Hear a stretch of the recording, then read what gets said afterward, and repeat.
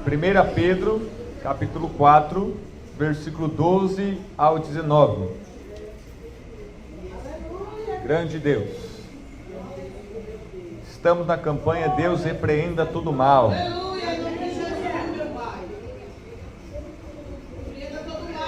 Quando nós vamos à casa de Deus, o mal vai embora. Aleluia.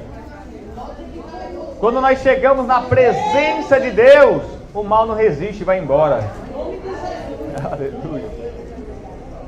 Quando a igreja ora, quando o povo clama a Deus, o mal não resiste, cai por terra, vai embora. O mal é arrancado, é tirado, é extirpado nas nossas vidas. Deus derrota, repreende todo mal. Aleluia. Grande Deus. A guerra não está perdida. A vitória é nossa. Meu Deus. Grande Deus. Satanás não gostou dessa, hein? Mas foi Deus quem disse primeiro, né? Somos mais do que vencedores. João disse: a palavra de Deus está em vocês. E vocês já venceram o maligno, o mal. Pelo poder da palavra de Deus, pelo poder da fé, pelo poder da graça, pelo poder de Jesus Cristo, do Espírito Santo, já vencemos o mal. Vamos ler. Amados, não se surpreendam com o fogo que surge entre vocês para prová-los, como se algo estranho estivesse acontecendo. Mas alegrem-se à medida que participam dos sofrimentos de Cristo, para que também, quando a sua glória for revelada, vocês exultem com grande alegria. Se vocês são insultados por causa do nome de Cristo, felizes são vocês, pois o Espírito da glória, o Espírito de Deus, repousa sobre vocês. Se algum de vocês sofre, que não seja como assassino, ladrão, criminoso, ou como quem se intromete em negócios alheios. Contudo, se sofre como cristão, não se envergonhe, mas glorifique a Deus por meio desse nome. Pois chegou a hora de começar o julgamento pela casa de Deus. E se começa primeiro conosco, qual será o fim daqueles que não obedecem ao Evangelho de Deus? E se ao justo é difícil ser salvo, que será do ímpio e pecador? Por isso mesmo, aqueles que sofrem de acordo com a vontade de Deus, devem confiar sua vida ao seu fiel Criador e praticar o bem. Vamos orar. Senhor meu Deus, em nome de Jesus, venha falar conosco através da tua bendita palavra, meu Deus, em nome de Jesus Cristo, Senhor, nos ajuda a aprender a sofrer. Nos dê sabedoria para sofrer. Oh, meu Deus, que nós venhamos suportar o sofrimento. Oh, Deus, não pagando mal com mal, não se vingando, descontando. Oh, Deus, mas que nós venhamos sofrer de maneira cristã. Oh, Deus, em nome de Jesus Cristo, meu Pai.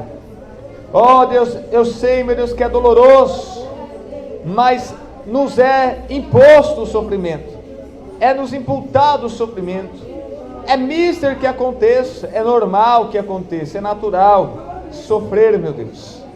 Oh, meu Pai, mas se for para sofrer, que venha sofrer com Jesus e não com o pecado. Fala, Senhor, pois teu servo ouve, em nome de Jesus. Pode se assentar e glorificar o Senhor com palmas.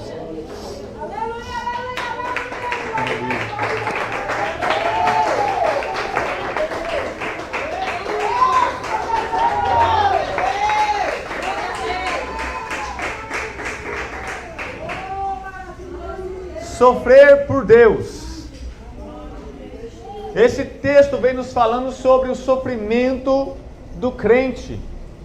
A Bíblia chama o povo de Deus de várias maneiras: crente, cristão, santo, fiéis, salvos, povo de Deus, igreja de Deus, povo escolhido, os do caminho, seguidores de Cristo, discípulos.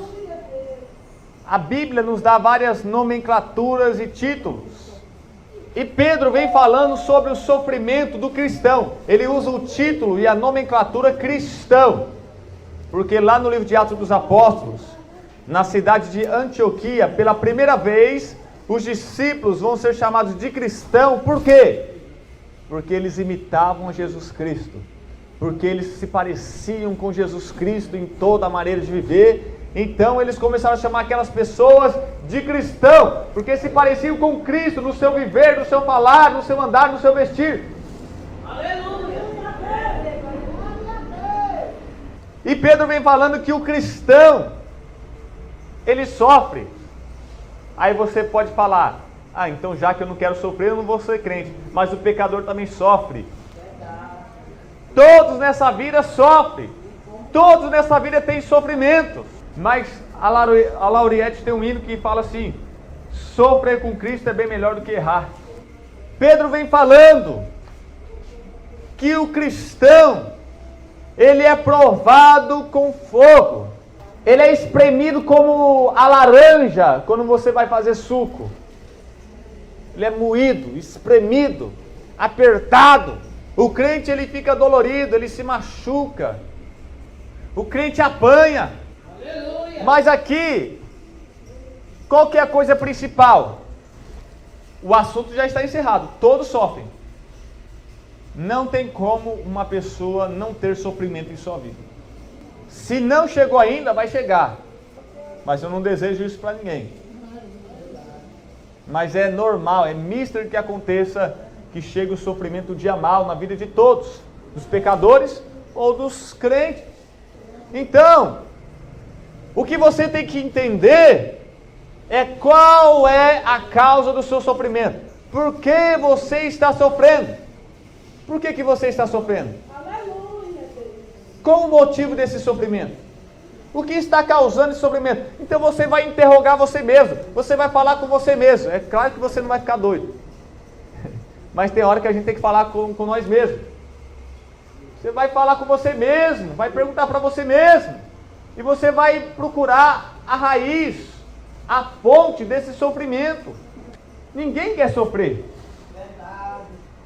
E muitas pessoas dizem, eu não aceito. Mas é claro que você não é forte. Você aceitando ou não, você vai ter que engolir goela abaixo, você vai sofrer. Porque é imposto, é imputado que todos vão sofrer nesta vida. E por quê? É Deus que faz as pessoas sofrer? Não. O homem pecou, abraça as consequências agora. Assuma as consequências agora. Deus é bom, não faz ninguém sofrer, não quer que ninguém sofra. Quem quis sofrer foi o homem. Por que ele quis? Porque ele pecou. E agora está arcando com as consequências. Está colhendo os frutos dos seus atos. Então o sofrimento surgiu e acontece por causa do pecado. É o fruto do pecado. O pecado do mundo, o pecado da sociedade, o pecado individual de cada um.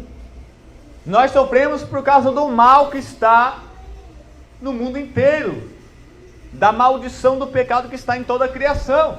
Nós sofremos. Pedro então vai escrever a igreja, porque a igreja naquela época, e nos dias de hoje também é, lá no Oriente Médio, a igreja era perseguida. Os seus bens eram tomados, confiscados, só que não era roubo, porque era o próprio governo que ia lá, tomava a casa dele, o carro dele, a roupa dele, a geladeira dele, e eles não tinham para quem recorrer, porque era o próprio governo que confiscava os seus bens. Por quê? Porque eles eram cristãos. Esse era o crime deles.